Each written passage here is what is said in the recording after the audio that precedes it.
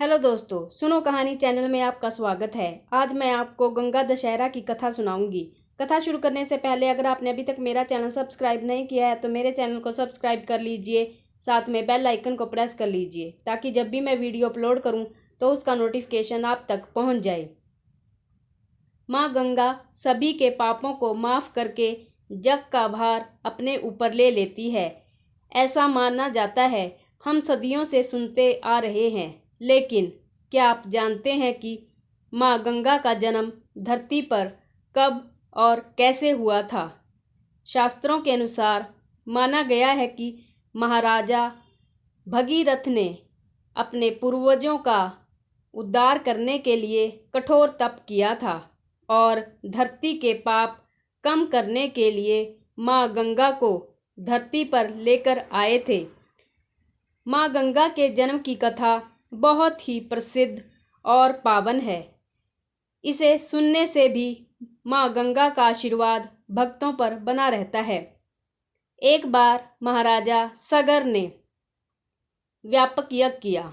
उस यज्ञ की रक्षा का भार उनके पौत्र अंशुमान ने संभाला। इंद्र ने सगर के यज्ञ अश्व का अपहरण कर लिया। यह यज्ञ के लिए विघ्न था।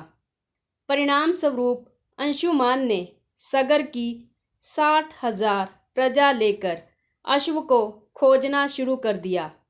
सारा भूमंडल खोज लिया पर अश्व नहीं मिला।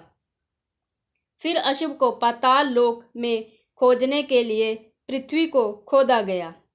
खुदाई पर उन्होंने देखा कि साक्षात भगवान महर्षि कपिल के रूप में तपस्या कर रहे हैं।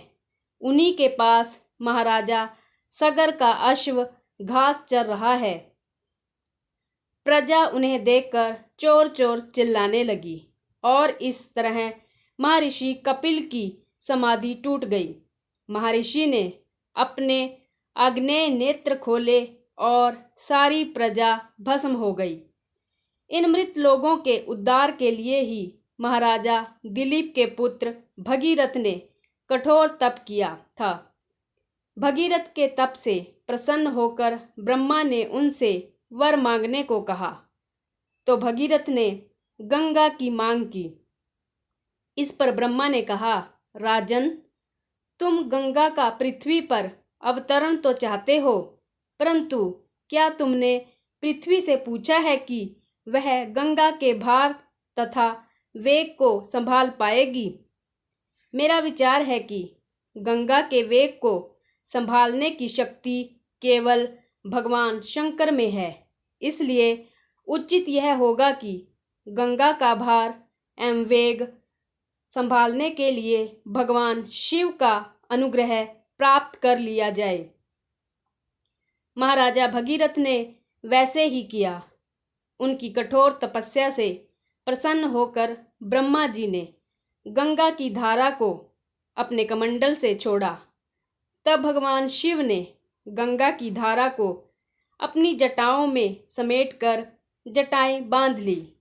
इसका परिणाम यह हुआ कि गंगा को जटाओं से बाहर निकलने का पथ ही नहीं मिल सका। महाराजा भगीरथ ने भगवान शिव की आराधना में घोर तप शुरू किया। तब कहीं भगवान शिव ने गंगा की धारा को मुक्त करने का वरदान दिया। इस प्रकार शिवजी की जटाओं से छूटकर गंगा जी हिमालय की घाटियों में कल कल निनाद करके मैदान की ओर मुड़ी। इस प्रकार भगीरथ पृथ्वी पर गंगा का अवतरण करके बड़े भाग्यशाली हुए। उन्होंने जनमानस को अपने पुण्य से उपकृत कर दिया। युगों युगों तक बहने वाली गंगा की धारा महाराजा भगीरथ की कष्टमयी साधना की गाथा कहती है। गंगा प्राणी मात्र को जीवन दान ही नहीं देती, मुक्ति भी देती है। इसी कारण भारत तथा विदेशों तक में गंगा की महिमा गाई जाती है। वीडियो अच्छी लगे तो वीडियो को लाइक कर दीजिए, शेयर कर दीजिए। अगर आप मेरे चैनल पर नए हैं तो चैनल को सब्सक्राइब करना न भूलें। धन्यवाद।